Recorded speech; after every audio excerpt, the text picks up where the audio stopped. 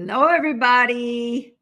Welcome. This is our third live for the Connected Dog series, and a lot of great things we're going to share today. It's about the assimilation of the information that we've been putting together, how that looks in your life, how to move forward and have success, how to move beyond where you are to get to a better place. And so I'd like to know in the comments, I'm going to pull up the chat roll now. Where are you from? Oh, we've got Germany in here. We've got Ohio, Maine. I have a question for everybody. And that is, since participating in the Connected Dog series of Nuance, what's the biggest change that you've noticed in your dog? So for some of you, you might have got on May 23rd. You might have got on May 23rd. When we opened the very first one. Today, we released our 6th video in the series, and we have the 7th video, which I'll tell you more about later today. But I'd like to know, we've got California, Finland, West Sussex, Great Britain, Georgia. Oh, hi, Natalia. I'd like to know, Netherlands, what change or what is the biggest change? So Juan Laura says his joy and desire to focus on me and work with games. That's beautiful. And I believe, even if you've only been able to take action on some of these games one time, that you should see change in your dogs. Okay. Sally said, my dogs are pretty brilliant. Thanks to you. Sally's in our programs, but I know that I have improved my mechanics, which I know that means you're going to see a change. Wendy says, calmer, more self-control. I'm noticing more of the places I'm not giving enough gap. Ooh, I like that. Evaluation gap is everything, right? This was a bit of a trick question, and I'm going to tell you why in a second, but I want to read what you guys are saying. I've noticed that if I give my dog the gap time, she responds well, coming from South Carolina, USA. Beautiful. More clarity, Dorta says. Iroquois Falls, Ontario. Okay, so here's one. Agility Bit says, I've been working really hard on the training, but I'm not seeing any real improvement yet. That's super important to acknowledge, because remember, just getting in our boom, boom, boom, boom. Who's getting your hand up? Because remember that if I'm not getting and this is why this question was a bit of a trick question, because if you're not seeing any improvement, I know if I practice the games and the conditioning exercises that I've laid out, if I practice them with my seasoned dogs, like the dogs who know these games like the back of their hands, if I practice those games with them, I would still see an improvement with them. But if I didn't see an improvement, what I would do is I would look at my videos and say, what is responsible for the dog's behavior to get better? As I mentioned in our very first live, 50% is the mechanics. Now, the lesson plans, I think if you've been printing out the lesson plans and using these lesson plans, hearts for Sharon and her lesson plans, that you absolutely, your mechanics should be spot on. But I'm going to look for glitches in my mechanics, because if you are not seeing an improvement in your dog, then I would look, have your mechanics changed at all since the beginning of this? If your mechanics have changed and you're not seeing an improvement, then what is the other part of the equation? The value of the reinforcement. So there's ways, it's all science. You know, I've basically been masking the application of the science for you, because if I said I'm doing a live, I'm doing a series, it's all going to be about the textbook science and the equations. Now, some of you geeks out there that love behavior, you would have showed up.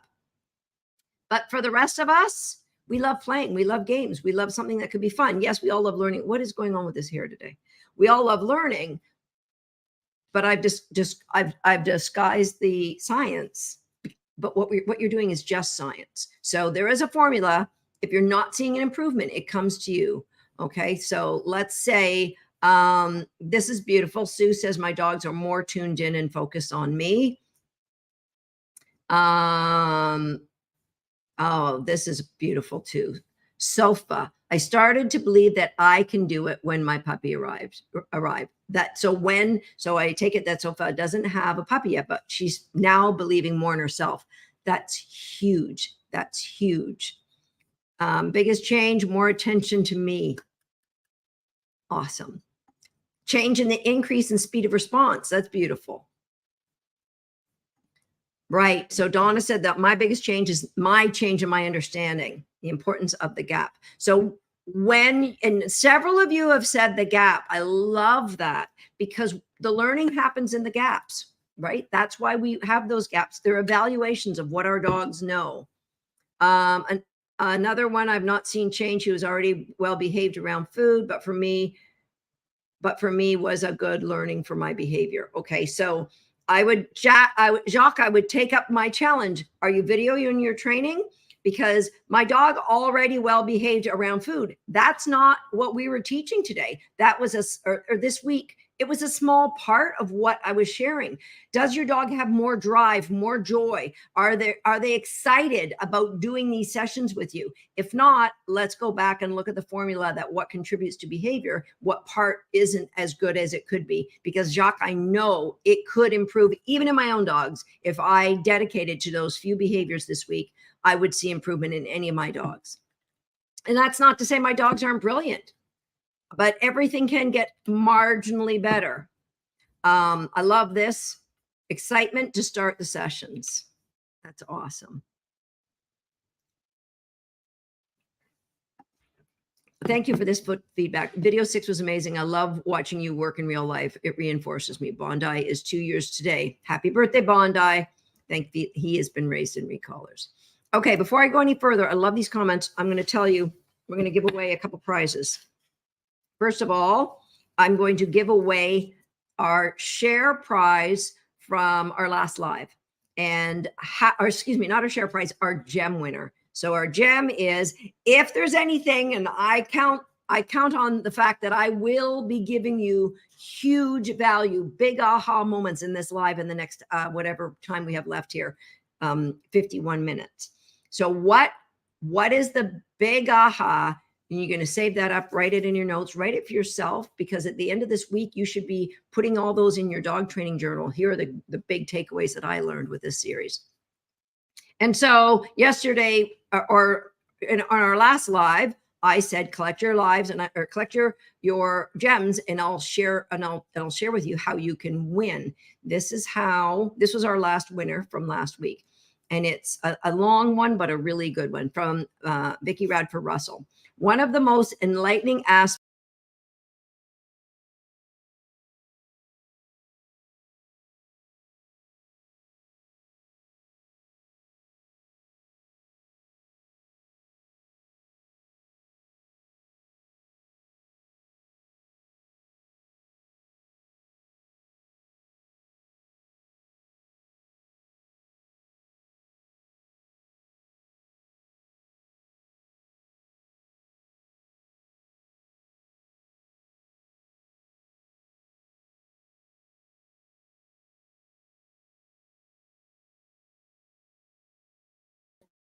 I'm going to put this back on and make sure that you can hear me.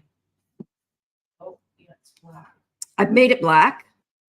I made it black so that, but maybe you can't hear me if it's black. So that's okay.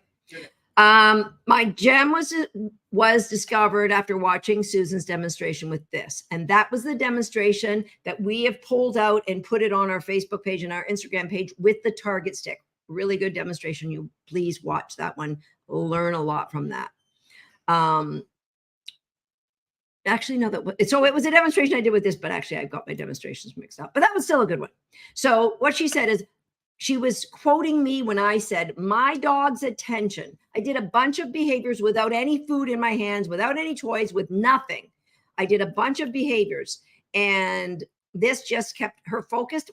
Her attention was where I asked her to do, whether I asked her to look at a magic marker on the floor or look at a fitness object on the floor.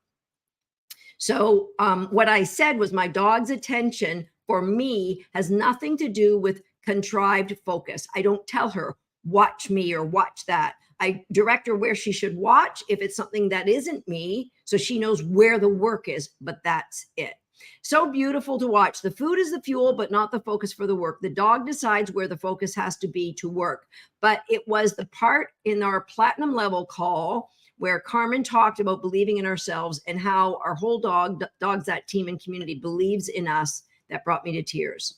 So our platinum community, I think, what day is it today? You can still join in our platinum community, and you can find out how to become a member of that in the learning zone of the Connected Dog. So, and that's the truth.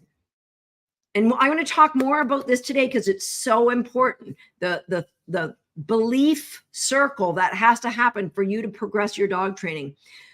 When I see someone shaking their head at my training or making jokes that I need to show the dogs who's boss, that's when I need to be stronger, stand a little taller, lift my chin, and believe in myself. I think this is just such an important point for anybody who owns a dog, because sometimes it may feel like you're training in a vacuum, especially if you're in an environment where this type of training isn't prevalent. And so you will be ridiculed. People will tell you why you're going to fail. And you have to know there's tens of thousands of people that have had succeeded with this. You will succeed. And it's the circle of belief that has to be closed for you to get that success. All right. So that was beautiful. And thank you for that, Jem. And let's go. Oh, I want to go back to the question that I had for you guys. Okay. So the question is, what was the biggest change you guys have seen in your dogs? Okay. More keen to train. So the biggies that I've seen is more keen to train, more focus, more excitement. Donna says, what if my dog had a food allergy and told to use kibble? What if your puppy had a food allergy and told to use kibble? Number one, I wouldn't use kibble. That doesn't align with my core values in life. But if my dog has a food allergy, then I would take the things my dog can use and turn them into the highest value rewards. Big change in my blue heeler. I would love to hear more about that. More clarity and better mechanics, because you guys realize the importance of those mechanics. I love, love, love that. Okay, I'm going to share with you right now one of my favorite toys that I use with my dog. I love this. I mean, I love all my toys from For My Merles, but this one is one of my favorite. And why I love it, it's a softball. So if you've got like maybe a great big, XL kind of a dog, you don't want a little ball like this. But for a puppy, this is brilliant. For my border collies, this is brilliant. I love, love, love this toy. It's got a little bit of fleece, but it's got a bungee. So why am I telling you this is probably my favorite toy that I have from For My Merles? Plus it's branded with 3 colors because I'm giving it away. And so I'm going to give this away today to a winner. We're going to pick a random winner. Actually, let's do 2. I'll do 2. So I'm going to give away 2 of these, one at the end of today and one when we go live on Saturday. So I'm going to give away both a gem winner and a share winner. So I'm going to give two of these away. All you have to do is share this live, tell people why it's of value to you, and come back in here and write in the comments that you shared. All right. And then where you shared it so our team can track that down. And then you're going to be in the draw for the live. All right. I'm just scrolling through your comments. All right. So the most important thing is what I was expecting to see is what you guys saw is that your dogs had more focus for what you were doing. And why was that? Because what we saw was what is called a conditioned emotional response. And the first CER you would have seen is when you played the collar grab game, that your dog soon said, hey, you know, she used to grab for my collar to pull me or push me somewhere. And now she's grabbing it to give me cookies, where before they might have gone, yeah, you're not getting my collar. Now they might go, here's my collar. And even though this hair is driving me crazy, and even though you may not see it just yet, you're not seeing so much of the pull away. They might not be lifting their neck up, but you're not getting the pull away. So we've got a conditioned emotional response to your hand going towards the collar. And then we added value for the hand in the target game. So that was a double whammy. Now your dogs should go, hey, something good about that hand. The hand has a conditioned emotional response for that dog. It wasn't something that we trained. Conditioning means it happens because of pleasant consequences that occurred after the hand got extended towards your dog. Now, if you're not seeing that, then probably you've got to look at, is there a gap between when you're grabbing and when you're delivering? Is there a gap between when you present your hand and how they get the cookie? So look at that. So that is really, that's part of the science that we disguised as just having fun with your dog, that led to a place where you were all getting the results I was hoping you were going to see. Now, if you think about a high-level Olympic athlete, if they're not getting the results, they're not improving, what are they going to look at? They are going to look at how they're training. They're going to look at the environment that they're training in. Is it an environment that sets them up to be successful? So if you were an Olympic athlete and you were training in an environment where maybe you need to train, but the temperature is so hot you can't get many reps in, or and so you're not going to have success with your training. The environment is dictating that. Or you're training in an environment where you walk in and everyone just points at you and laughs at you and tells you you're a loser, and you have to fight that. Potentially, you could say, oh, I'm an athlete, I can rise above it. But is that going to be as empowering for you? So number one, if you aren't seeing the results, you've got to look at, have you set up that training den that we encourage you to, so that you've minimized the distraction? So if your dog isn't showing you greater focus, it could be the environment is not set up the way we suggested that you set it up. Okay. So environment is big. Your mechanics is big. Those are the things that we mentioned that play a role in whether these games will be successful for you or not. So Tammy said, this is why I feel like I'm not having success in the current obedience environment that I'm in. Okay. I just want to send everybody out a heart who is struggling because of the environment, that maybe there isn't other choices for you right now. I'm going to tell you a story. I'm not going to tell you the state I was in, but back in, not that I was drunk or anything. I meant the US state. Just clarify that one right off the top. Back in 1996, I was teaching a seminar, and it was a very hot area of the USA for competition obedience. They were like, a lot of the best dogs came out of this area. And I went in, there was more than 100 people at this seminar. I was on competition obedience, and I was excelling at competition obedience at the time. I did obedience, agility, and flyball were my 3 sports. And the first thing I said to them is that they couldn't participate with prong collars. And so, and then I shared about how I don't believe that we need physical corrections. And I didn't have the insight to teaching our concepts the way I do now. So to be able to say that our dog, the belief I have is that our dogs are always doing the best they can with the education we've given them and that environment we put them in. Therefore, if they make a mistake, if they aren't giving you attention, I don't believe we have the right to correct them. So my point is, I started out with that seminar with between 110 and 120 people in the room.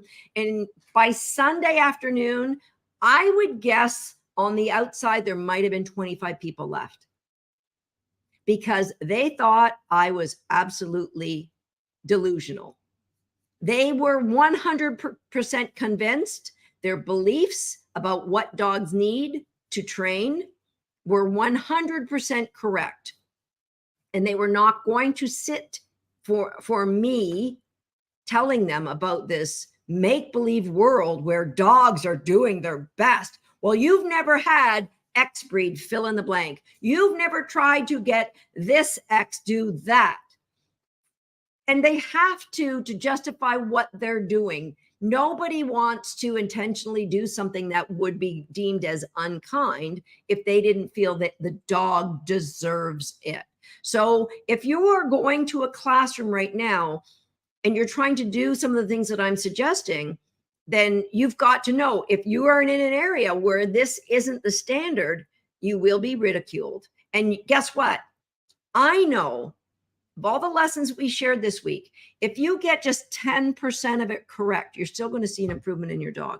It will be a slower improvement, but if you do the things that we've outlined in these amazing plans that Sharon has put together, if you do those step-by-step things, then or step-by-step dog training mechanics, that 10% right is going to go to 15% right. It's going to go to 20% right, because your mechanics are going to get better and better and better.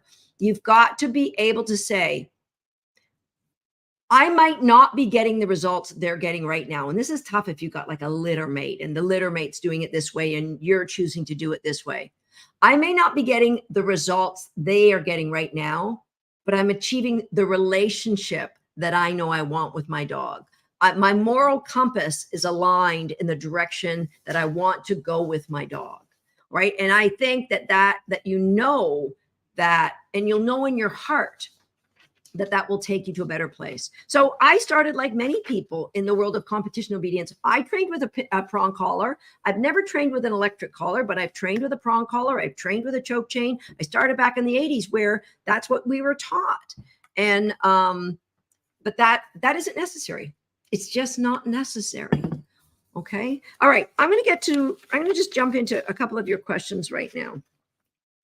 And I just want to remind you that Sunday night at midnight will be the last time that the Connected Dog videos will be available. We're going to be putting them into our Recallers program in the next couple of weeks. So they will be there for our members, but we put this together so that we could help share this information with everybody. And on Monday, for those of you who say, hey, I would like to know more about this Recallers, there'll be an opportunity for you to learn more about that on Monday. All right, questions.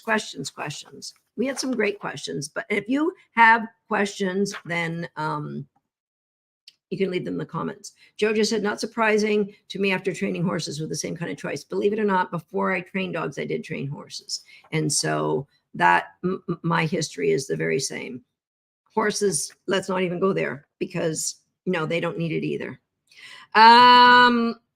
So LOH behind the scenes said, this is my comment of the day from Sheila. And let's see if we can get Sheila some Be Kind stickers. So where are the Be Kind stickers? Oh, I covered them up.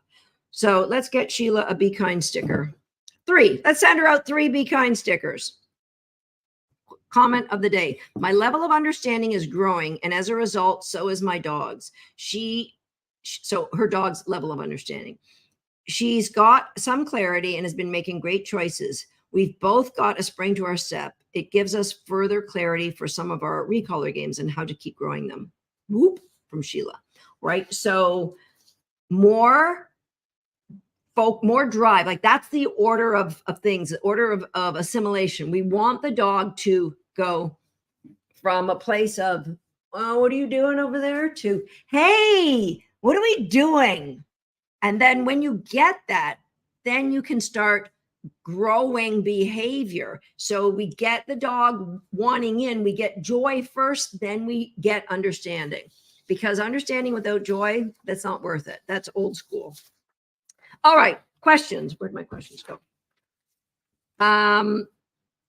Questions today. I make my dog wait for their food.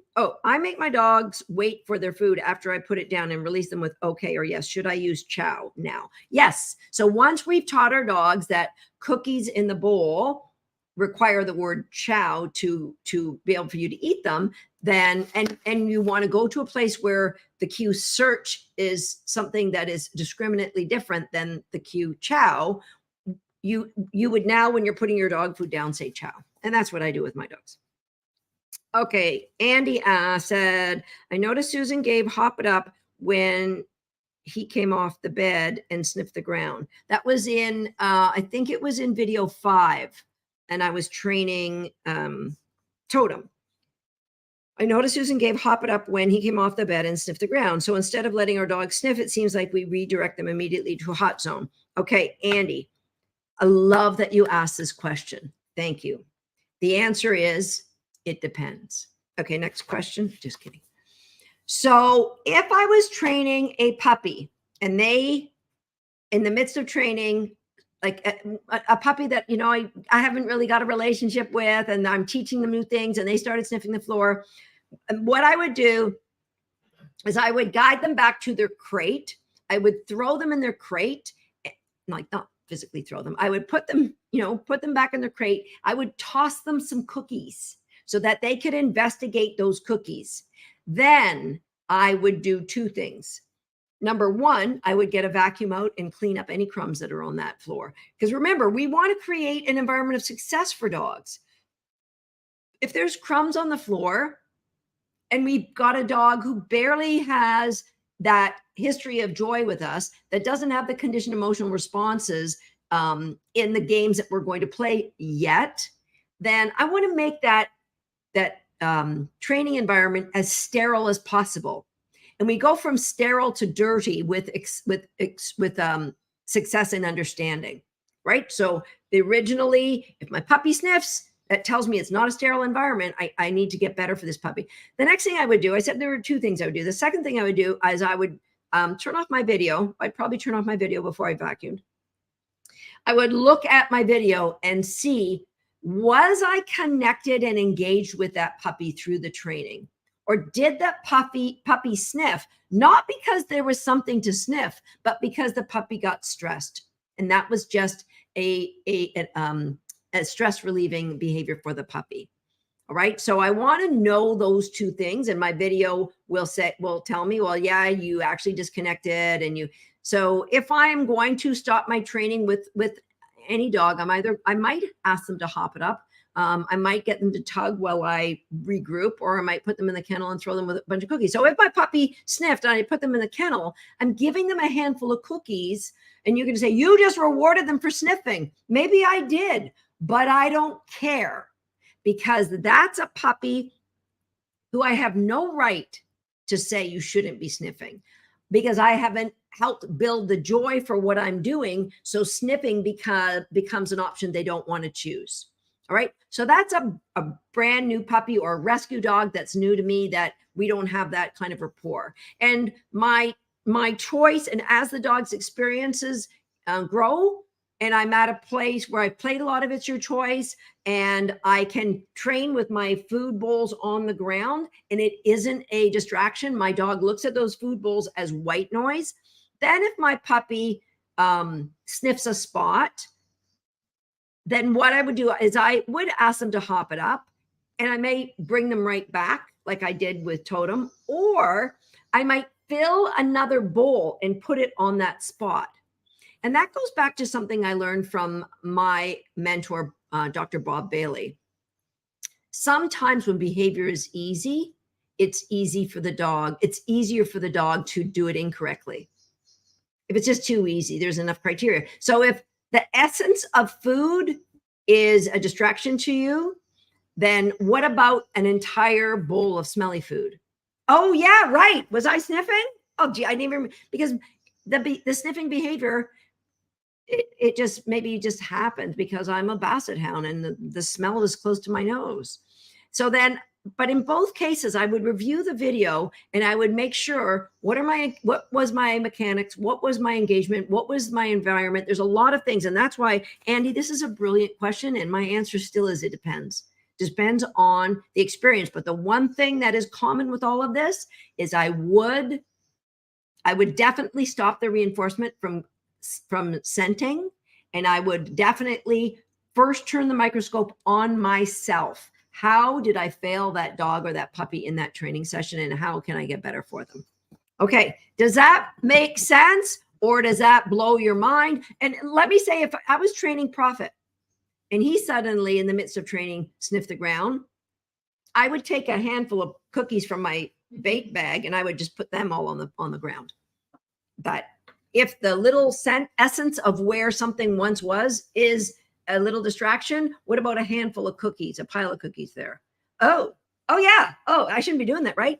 If it's too easy, sometimes it's insignificant to the dog. If it's too easy to be a success, sometimes it's just insignificant. I drove 1,500 kilometers. When I say I drove, my late husband drove, because I had a question for Bob Bailey, and I drove to his home when we were in LA to get the answer. And that was the answer. Sometimes when a behavior is too easy, it's also easy to just not do it. Okay. All right. I should have a pen here to mark off what I've talked about. And I should check the comments and see if that does that make sense to you guys? You're picking up what I'm putting down here. I'm going to take a little sip of coffee here.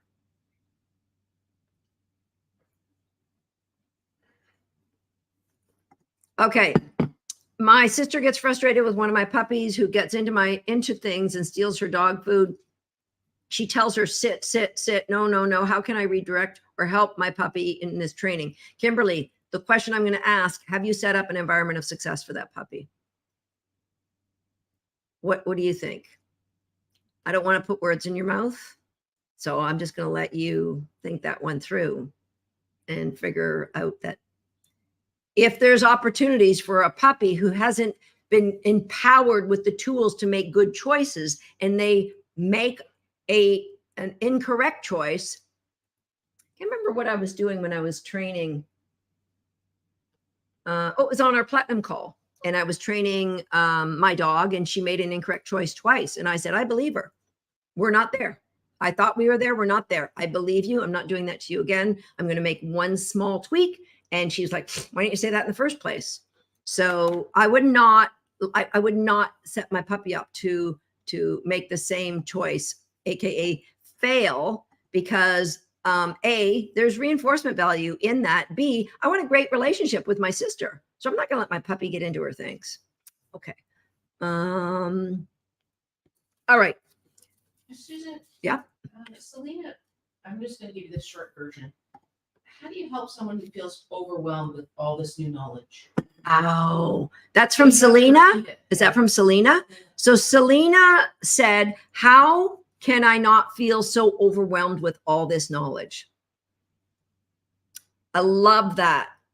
Oh, I mean, I guess I could jump up and down, because what you're feeling, Selena, is the pain of change. Yesterday or the day before the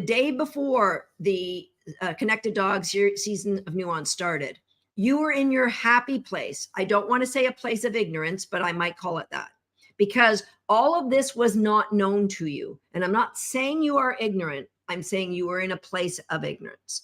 All right. We're all just an assembly of our own experiences in the world of dog training. And now this crazy Canadian with hair that's never the same 2 days in a row comes and says, my 35 years at a world championship level of dog training without the use of physical corrections or verbal corrections or blame and judgment of my dogs has brought me this success. And not only that, it's brought me this success, this level of success for my, tens of thousands of students. So now you're like, wait a minute, this is what I knew about dog training. And now you've put me into a place of pain. And it's painful because it's different. And we have to go what they call outside of our comfort zone. So we either have the pain of the relationship we had with our dogs where we said they were wrong and no, or the pain of all this new information coming into our life. Here's an important thing. It all comes back to how you identify yourself. If I identified myself, as some people have said some beautiful things about me. Like, what was the one that just came in recently? I am the Tom Brady of dog training. Some people have said beautiful things about. I do not identify myself as the best dog trainer in the world. Some people will say Susan is the best. I identify myself as a lifetime learner, because that will always have me look for what are other ways that I can have the best relationship possible with my dogs. What are other ways that I can help my dogs live their best life? How can I help a student who has breed X, who's in their 6th home? If I was the best dog trainer in the world, I would know the answers and I wouldn't have to look any further. But if I'm a lifelong learner, I'm constantly craving how to be better for the dogs that I love and the students that I want to excel. And so that's what you're feeling. The overwhelm is just coming from a place of change and the lens that you're looking through the life. So if you just let go and know that when we feel overwhelmed, chances are we are looking at a goal that we have and how difficult the path to achieving that goal might seem right now. But I promise you, if you were in our Recallers program a year from now, you would be here supporting people on this live, that you will see some of our students that we have never asked anybody to jump on a live and tell people how their life has changed. But that is just the essence of the community that we are, that we are all trying to do the same things, basically. All right. So overwhelm means you are focused on the wrong thing. You are not being present to your dog and what is within your control. So what's within your control? Number 1, establishing the environment for your dog to train in. Number 2, you've got these amazing lesson plans. And so that means that you can make tomorrow better than today. That's what you focus on. And then you don't feel overwhelmed. You feel inspired. Thank you for that comment, because I love it. It doesn't matter what you're feeling. Your feelings are valid, because I don't come from the same past you do. So your feelings are 100% valid, and know that you shouldn't feel 1 ounce of shame for what you might be feeling with what you have done or what you are wanting to do next. Okay.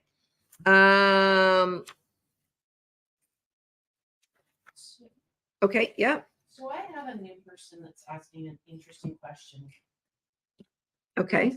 It will make you expand a long time, but I think it's a huge ding ding for me. Okay. Because they're seeing, but they don't understand what they're seeing.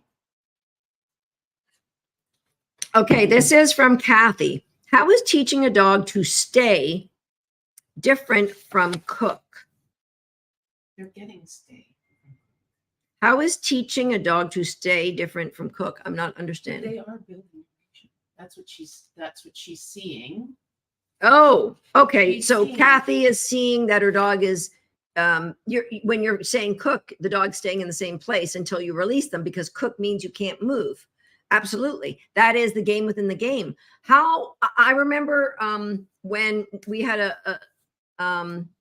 Sarah come and visit us with her little puppy, and she was working sit, down, stay, come with this 14-week-old rescue puppy that she's had for 3 weeks. And I'm like, if I was that puppy, I would just want to throw myself on a sword.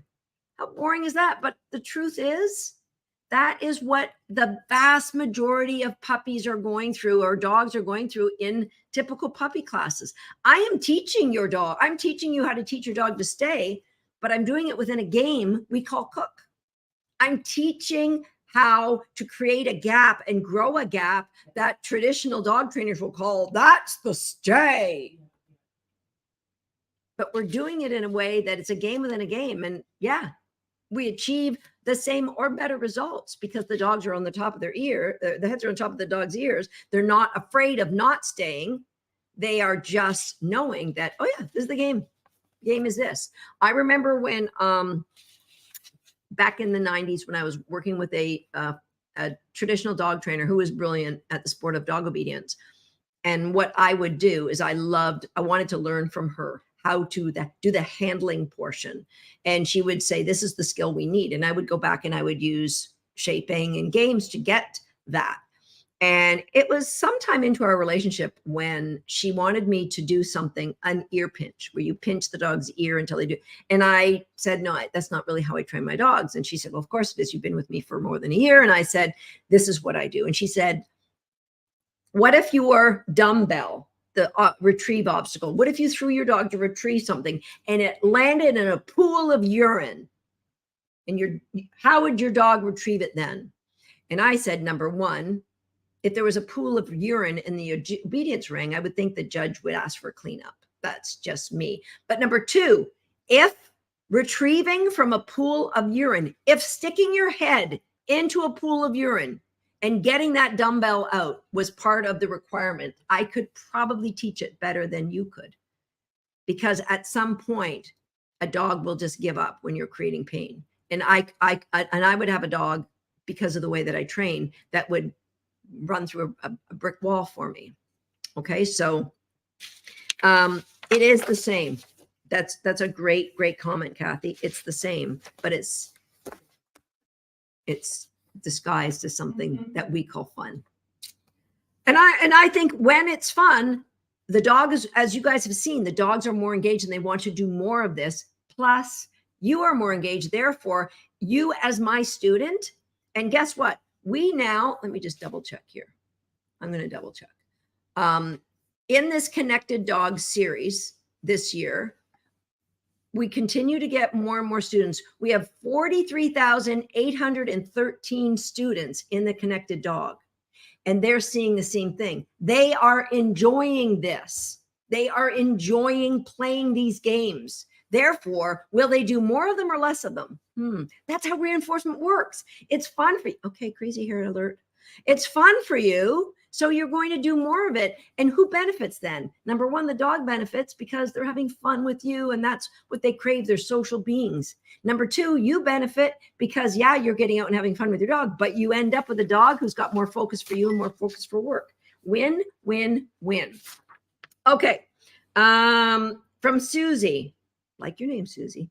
How do I progress It's Your Choice to the outside world of food found on walks? Is my plan of action, I take a bowl or a plate from outside learning and progressively move it to outside of the doorway, footpath. So it's not that you take you grow the environment that you're playing it in. You grow the layers. So only, now I'm not going to give away the punchline. When do we know that we can grow the layers of It's Your Choice? So you leave me a comment.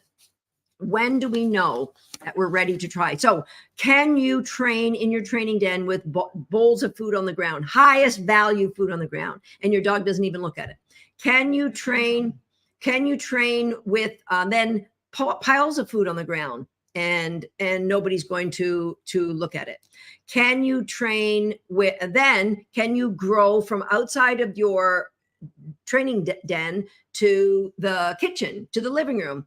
And you just keep growing that. So when the dog is confident, when the dog is confident and relaxed at the current level, love that answer.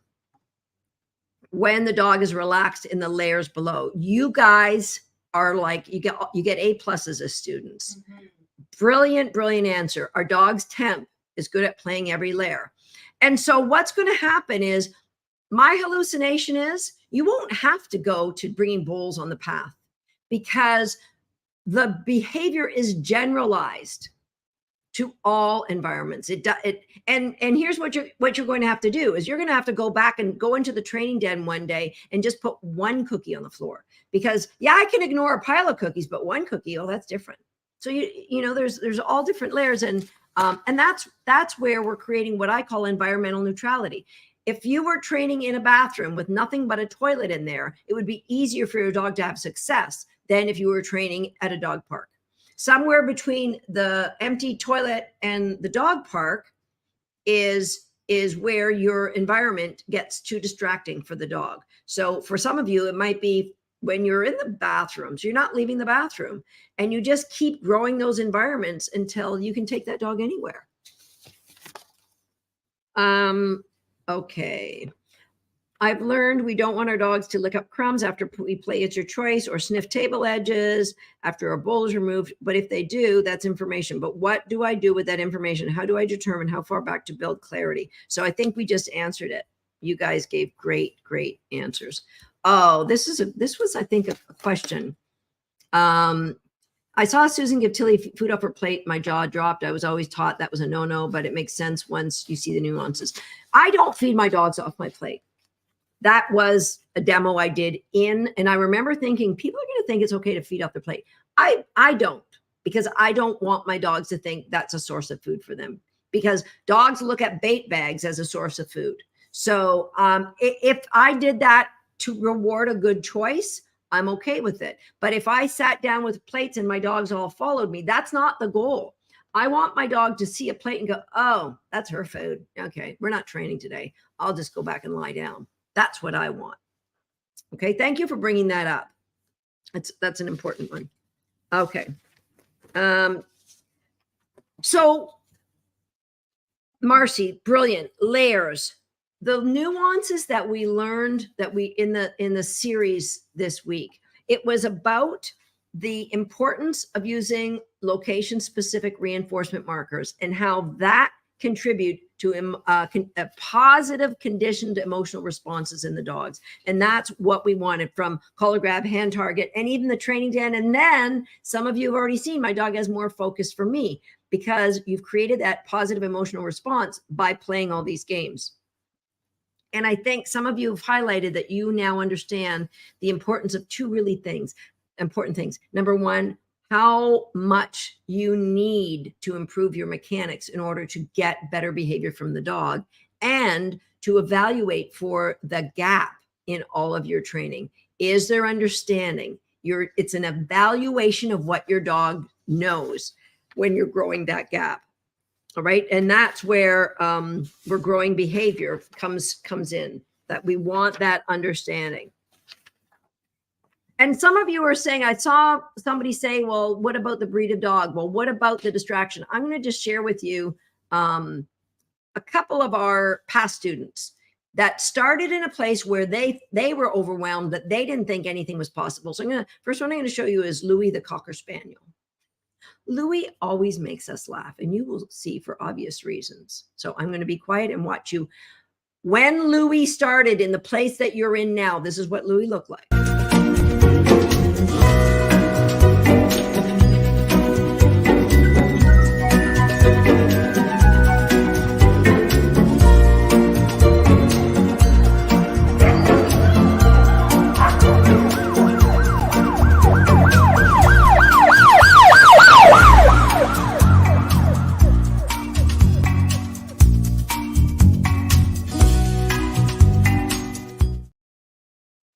So can any of you relate to poor Katie and her dog Louie? I've seen that video dozens of times and it still makes me laugh. I love a dog with spirit and character. I just love that. And let's face it, all dogs have spirit and character if we allow them to have it. Now can we grow that? Now you could see one little clip that Katie did want to do agility with Louis, but Louis would like do a couple things and then just go exit stage right. I see something more valuable than what you're asking me to do over, right? And so here is Louis.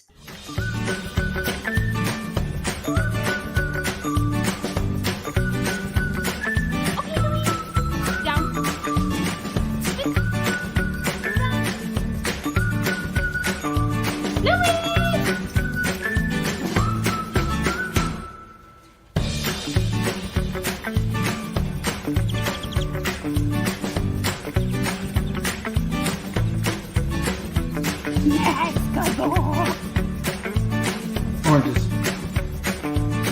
Apples. Get it. So life had become games, not just with Louis, but with the whole family. So it doesn't matter how, and if you think, I'm gonna just show you a little video of Belief when she was 5 months old. She was playing, this is just real life, playing with tater salad in our house. And I'm like, oh yeah, she looks like she's having a great old time. Actually, she was less than, I think she was only 4 months old here. And I thought I'm going to test the recall, see what we get.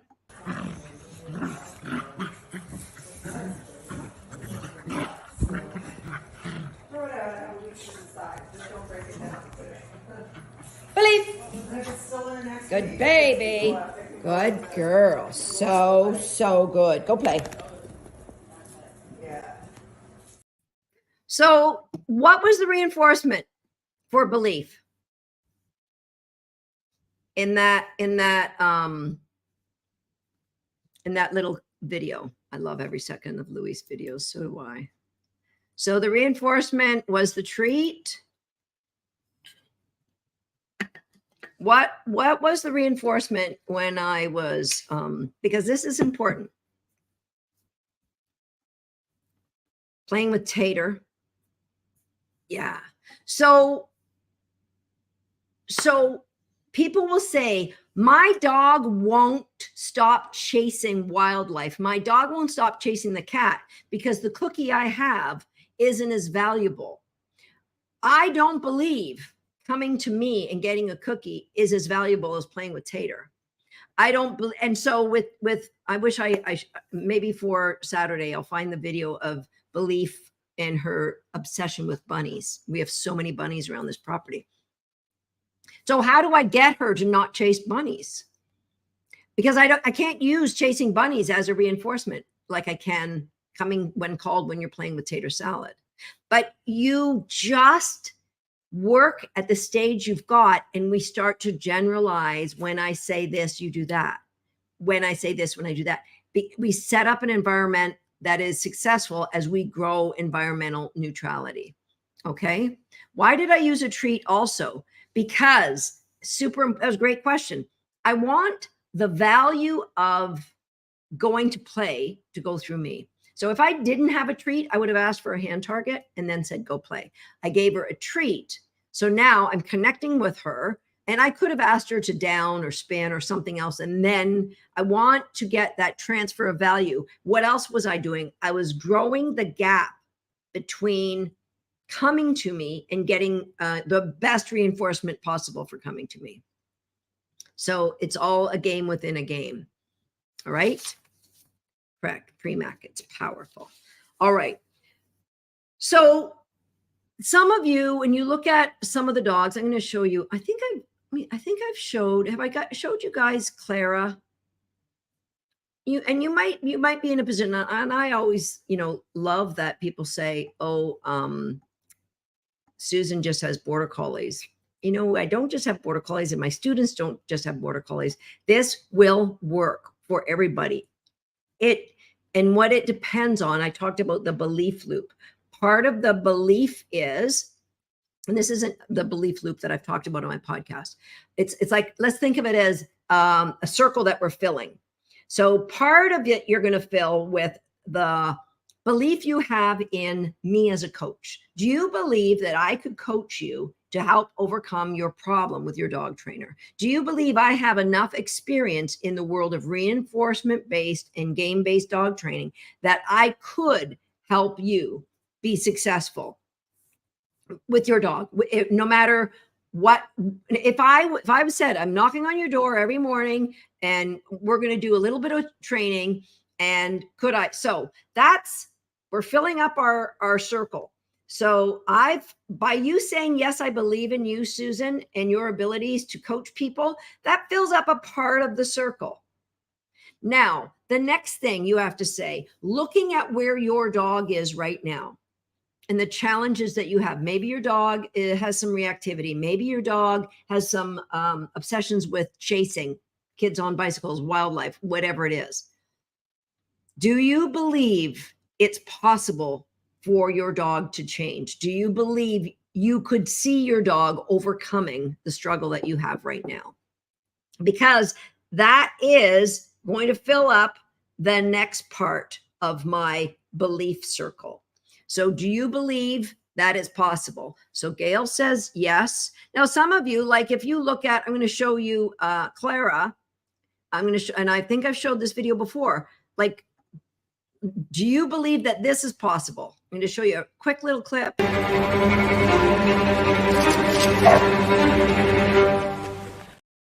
Like, would you believe it's possible to overcome that with a dog who's that obsessed about cats that she can't walk down the street. And Clara lived in a town where there's all these feral cats, and life was like HE toothpicks for her because of all those cats. It would be really difficult for her to believe, but she believed enough in me as a coach. She believed in her dog. She believed in the program that I was offering her.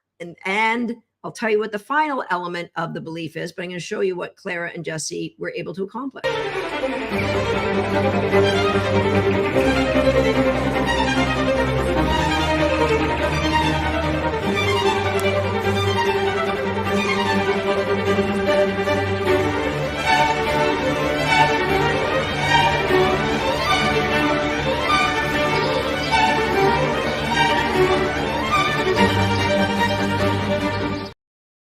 So for some of you, it might be hard to believe that. I was going to tell you a little story. I was teaching in Japan, and I could have showed videos of Clara, but Clara and I didn't know each other back then. This was in the 90s. And I showed a video of my dog Buzz, who was very, very high. I wrote the book Shaping Success about Buzzy. The book won Dog Training Book of the Year by the Dog Writers Association of America back in 2005. And so I showed videos of Buzz being frantic and crazy and barking and high, and me getting him to do this and that and this and that and boom and boom and boom. These people paid a lot of money to be at this 5-day workshop, thousands of dollars. After the first morning, she packed up and she said to the translator, she was going home and she wasn't coming back. Translator said, "Why?" She said, "Because this woman is a fraud." And I remember when the translator said this to me, like all the blood ran from my face. And I'm like, why am I feeling this way? I'm not a fraud. I know what I'm telling the truth. But the woman said, nobody in this classroom has a dog like the one she showed on that video. That's very, very high. That's frantic. That can't control themselves. But I do. And I know it is not possible to achieve what she said she's achieved without the use of an electric collar. There is no way she would get that kind of control from that dog without an electric collar. There was, in her belief circle, there was no room for the belief that a program could achieve results with a dog of a certain temperament without the use of extreme force. And when that circle isn't whole, then it's going to be a challenge to move forward with the training that I'm suggesting.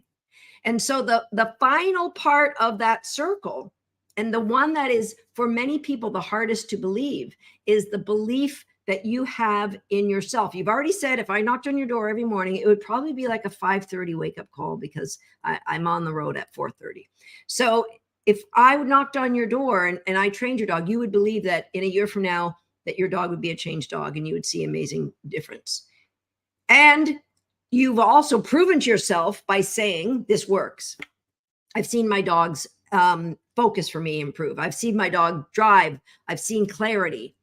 So you know that the program works. So we've got a little bit of our dog is filled our belief circle. We've got a little bit of or Susan Garrett has filled the circle, and our dog has filled the circle. Now the lesson plans that I've given you, if I was to give you a lesson plan every day for the next 2 months, yeah, okay, my circle is getting pretty big, but the most important in it for some of you, the circle might already be this full, so it's not much. But the ending of it is the belief you have in yourself.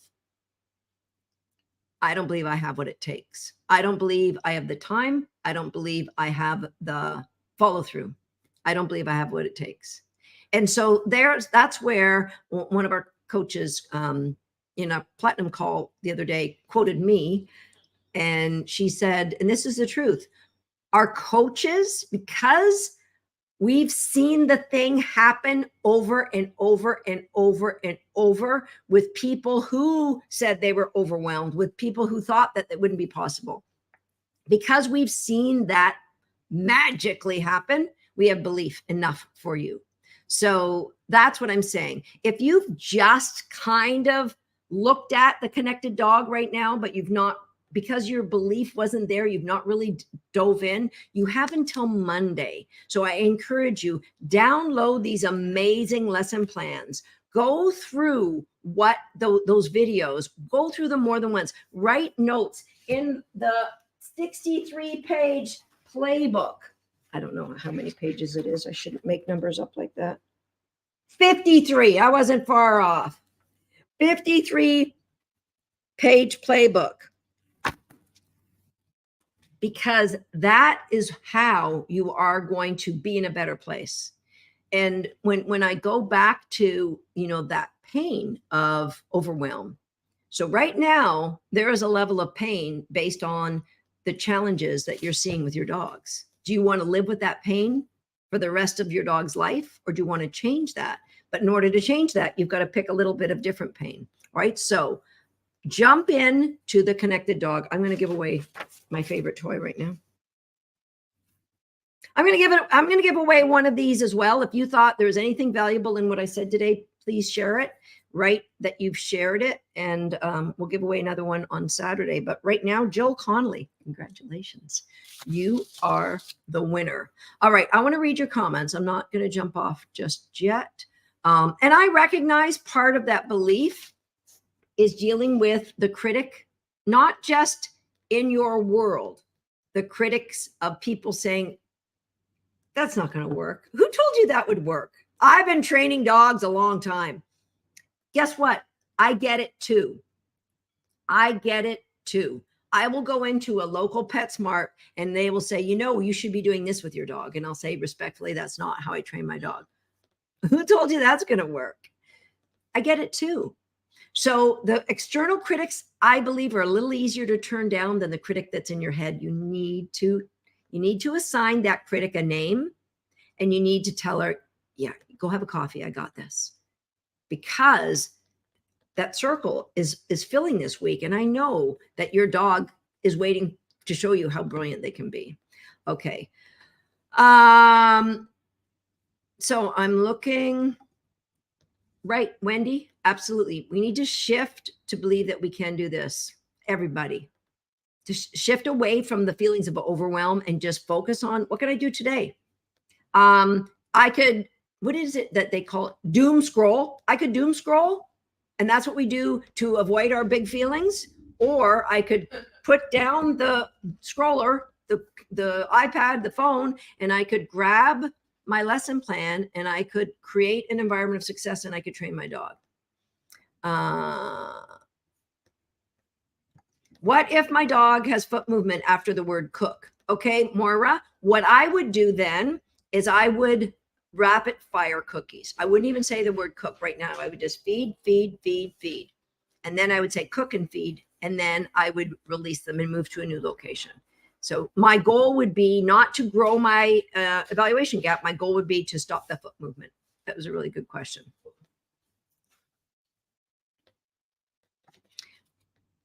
I get it. It's overwhelmed. It's my critic, and that I'm replacing with positive training who sits on my shoulder and changes. Let me sit on your shoulder, Deborah, because I can be pump squad girl. That's how I live my life. So I can get rid of whoever the critic is, Deborah. Maybe it's, Downer Debbie that's sitting on your shoulder. Come on. Pump squad Susie's coming in. Let me be there for you. All right. So if there was a gem that I shared with you today, then I want you to go to our Facebook page, write the gem, and then we are going to be giving away a Propel. Boom. You've seen me use this from the great people at Blue Nine. You've seen me use this on our, and I've used it in the Platinum group for sure. I think I've used it here. So if you would like to win a Propel from the good people at Blue Nine, then go to our Facebook page and share more than one if you want. Share the gem that from this live. But here's why I really want you to share the gem, because there will be people who won't watch this live. It's an hour long, but their dog deserves to be cut some slack. So their dog deserves to know there's a better way. And I would love for you to share those gems so that somebody going by our page can just read the one-liners and go, oh, really? And that might spark a little bit of curiosity, and we just have to fan that flame. And before you know it, more and more people are going to start believing in their dogs and training in a reinforcement-based program and get better results than they've ever had before. Okay. I too, Trisha, it's what keeps me up at night. I wish others could see the benefit, but maybe they've tried it with a half-filled belief circle. And that is going to, you're still going to have some improvements, but we got to get rid of the critic that's in your head. And that's going to be a big, big part of it. I'm getting a puppy in July. Sky, this is a perfect time to join recallers. So, We're good. Thank you. yeah, Donna, if you're not on Facebook, share the Learning Zone. Absolutely. I love that. My kid also repeats what Susan says. I love that. Our toys are from our sponsor, 4MyMurals. You can, the number 4, mymurals.com, if you'd like to check that. I think there's a tab for Dogs That. You can see all of our toys in there, and all of my favorites are in there. So this was a question that's come up before, but it's worth repeating. I'm treating my dog as we're walking. Should I use the word cook then? I thought cook meant I'm delivering the cookie to you. So cook means hold your position. I'm delivering the cookie. Now they are moving, but they're still in a position. And so, yes, I would definitely deliver the cookie and say cook as I delivered that in that position, right? So when we're working with the word cook, it doesn't mean sit. It doesn't mean down. It means whatever position you're in to hold it. Great, great question. Okay. We will be back on Saturday, and our Saturday live will be go into the Learning Zone, review all the videos. If you have any questions on any of the videos, we're going to talk about those. I'll answer those questions on Saturday. So please go back, look at the videos, read the lesson plans. Let me know if there's anything that you need more clarity with. We will be back Saturday. Okay. Thank you, guys.